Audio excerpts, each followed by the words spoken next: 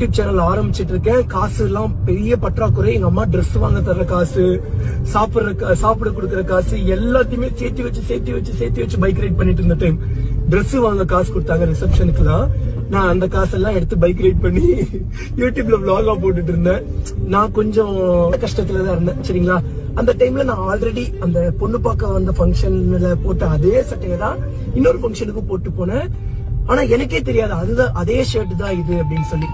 ஆனா பாப்பா இருந்துட்டு ஏதோ கேட்டா என்ன பார்த்து, நீங்க அதே ஷர்ட் தான் போட்டு வந்திருக்கீங்களா அப்படின்னு சொல்லி என்னை பார்த்து கேட்டா.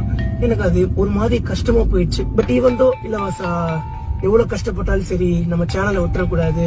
காசை எடுத்துட்டு போய் நல்ல ட்ரெஸ் வாங்குறத விட நம்ம வாழ்க்கையோட லட்சியத்துல நம்ம ஸ்பெண்ட் பண்ணலாம் அப்படின்னு சொல்லிட்டு நான் யூடியூப்ல தான் ஸ்பெண்ட் பண்ணிட்டு இருந்தேன். அதுக்கப்புறம் கொஞ்சம் டேஸ் போச்சு. அப்பெல்லாம் வந்து பாத்துட்டு என்கிட்ட 20, 30, 70K பக்கம் இருந்துச்சு யூடியூப்ல.